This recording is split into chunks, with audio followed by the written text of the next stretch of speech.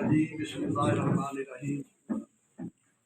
इज्जतमाब जनाब साढ़े इस हल्के दे नुमाइंदे MP दे अदनान अफसर चट्टा साहब,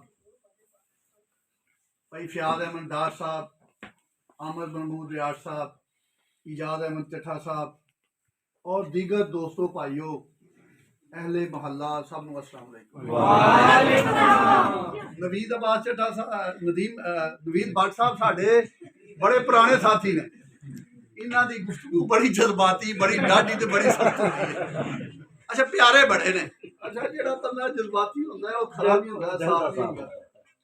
ते जिंदगी च बड़ियां सख्त वाकयात भी आ जाते हैं, सख्त लम्हात भी आ जाते हैं, लेकिन साढ़े इस भाई ने साढ़े नाल चले। 2008 का इलैक्शन सानू बड़ा याद है। सानू इस तरह ही सी, एक बड़ा वड्डा महाज सी ते साडे भाई ने कंधा ना कंधा ला के इस महल्ला चिरागाबाद एक बहुत बड़ी तादाद वोट दवा के जायज साहब ने जितवाया। उस दिन तो लैके ये भाई साडा जायज साहब नाल इहदी मुहब्बत वधी है, घटी नहीं। अज वो अमल चलदियां चलदियां साडी उतली सीट के उत्ते उन्होंने भाई डॉक्टर नसार अहमद चीमा साहब खलोते ने बतौर MNA, ते थर्डी सीट से अदनान अफजल चट्टा साहब खलोते। ते जिस तरह नवीद भट्ट साहब आख्या है कि असां जायज साहब नूं जिन जिताते रहे हैं, अगों डॉक्टर साहब के कोल वक्त थोड़ा जिहा इंज दा आया कि हुकूमत दूसरी आ गई, असीं उस तरह दे उन्हां कोल काम ना लै सके। जायज साहब को असां जो मंगया वो सानूं लभा। एक गैस वाला मामला वो रह गया, वो पिछों सानू फंड ना मिलिया, नहीं तो साडा ये भी दूसरे महल्ले के नाल ही महल्ला चिरागाबाद जिहड़ा ना जी इहदे च गैस आउणी सी, लेकिन चूंकि आ ना सकी असीं ओहदे ते गुफ्तगू ना असीं करिए फजूल है। ते मैं समझना कि साडा भाई जिहड़ा हुण बतौरे MP उम्मीदवार है, कदी असीं ये सारे भरा दोस्त साथी भाई मिल के ना इनू जतवाइए ना, साडियां पिछलियां कसरां कट देगा। साडियां जड़ियां पिछलियां यार महरूमियां ने ना, इंशाअल्लाह इंशाअल्लाह अल्लाह के घर बड़ी उम्मीद है।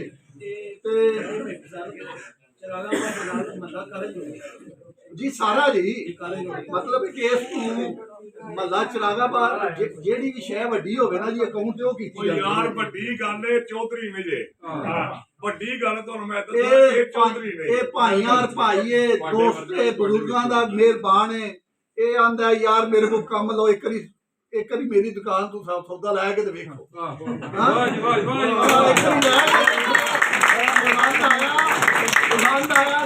राह पैंदा जाएगा, राह बनया रहेगा। अगे असां बड़ियां नूं वेखिआ, असीं किसे ते इतराज नहीं कर रहे यार, असीं किसे ते शिकवा नहीं कर रहे, लेकिन असीं पिछलियां भुला के ते अपने इस भरा नाल मोढा लाइए जरा अगों फिर उम्मीद ते बड़ी है, सौदा चंगा है, स्वाद आवेगा। साडियां पिछलियां मरूमियां इंशाअल्लाह मुकन दी। मैं इन्हां अल्फाजां नाल तुहाडे कोल इजाजत चाहांगा।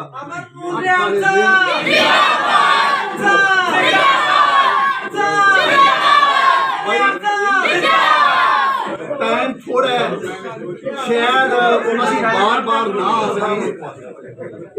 मैं बुलाना तो मैं बुलाना था साडे रियाज साहब भी शेरे दे लाजमी ने। ते गल इस तरह कि शायद यार उस तरह इस तरह की माहौल गुफ्तगू ना हो सके। साडे भाइयों के जिथे जिथे तलक वास्ता है उत्थे मैसेज दो डॉक्टर साहब का, अदनान अफजल चट्टा साहब का शेर के निशान नूं असीं जितवाइए।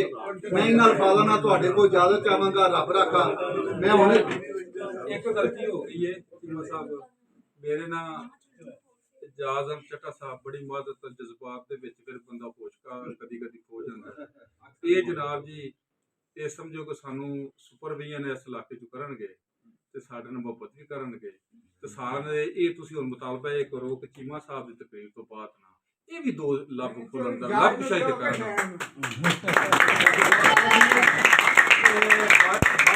गल में अगे बढ़ांदे होए ना मैं अपने बड़े भाई एजाज चट्टा साहब नूं कहांगा कि जी वो भी थोड़े जिन्हां दा